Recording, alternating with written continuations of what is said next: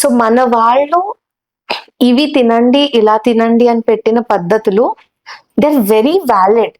And ఇప్పుడు మనం south లో ఇప్పుడు కొత్తగా స్టార్ట్ చేసాం రోటీస్. మన see the northern part of India, southern part of India కొంచెం there is variation geographically. We are little more close to equator. So for us rice ఇక్కడ పండేదేంటి వరి. And nature is very intelligent. అక్కడ జనాలకి ఏం కావాలి అన్నదే అది పండిస్తుంది according to that climate or that humidity.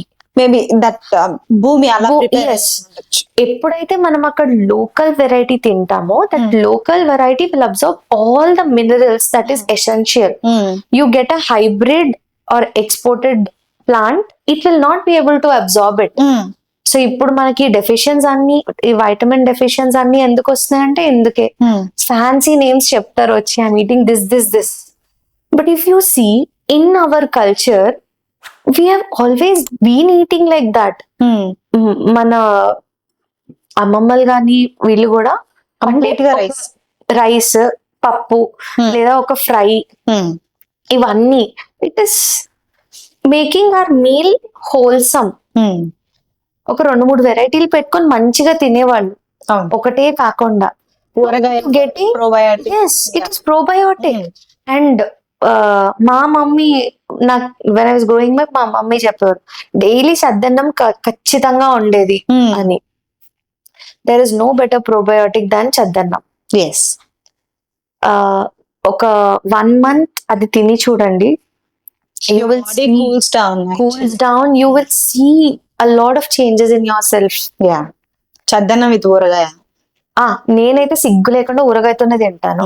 అంటే చాలా మంది ఉల్లిపాయ పచ్చిమిర్చితో తింటారు, నాకు సంహం ఊరగాయతో తినడమే ఇష్టం. ఆల్మోస్ట్ ఎవ్రీడే ఊరగాయ పెట్టుకొని తిన్నా నాకేం కాలేదు. I don't have any acidity issues or anything. So just eat your food mindfully and eat what your ancestors have been eating. That is very healthy for you. ఒకటి ఏంటి అంటే వాళ్ళు చేసినంత ఫిజికల్ హెల్త్ స్ట్రెంగ్త్ మనకి లేదు, physical exercises లేవు. So వాళ్ళు 1 kg తింటే maybe we should eat 250 grams. But you can follow that. నెయ్యి కూడా it is very good for your health.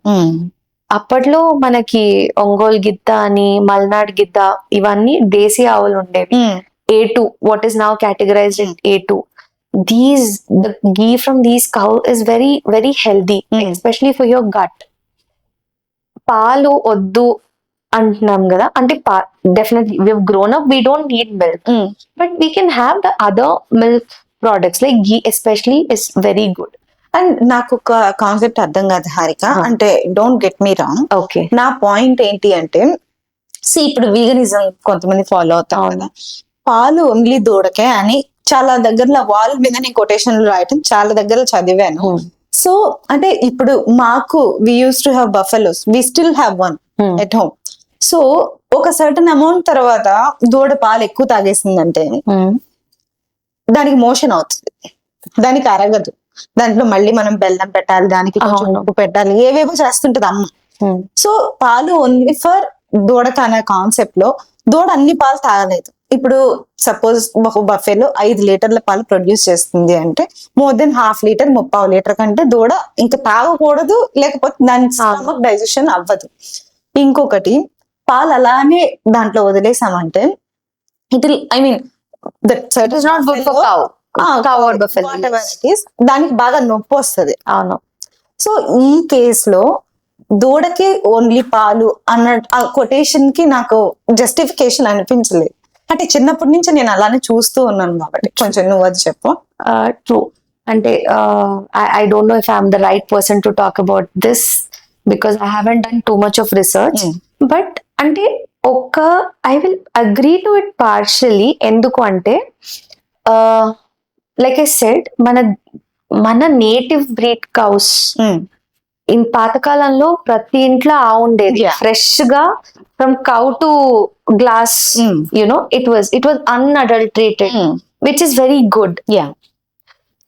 Like I said పాల్ అవసరం లేదేమో కానీ having some amount of butter milk is very good, right? Ghee, milk products are important for us, for our health, for our gut health.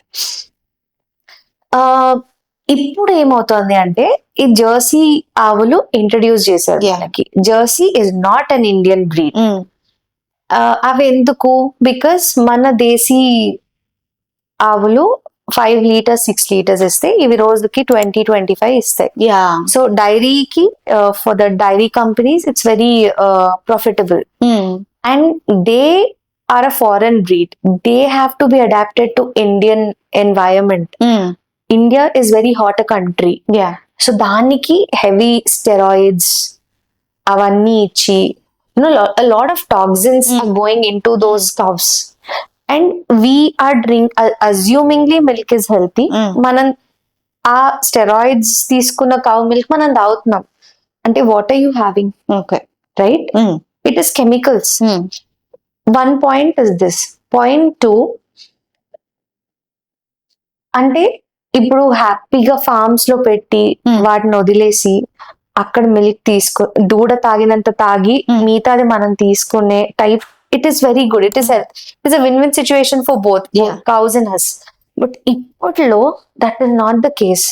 Cows are being jailed, they can not move an inch.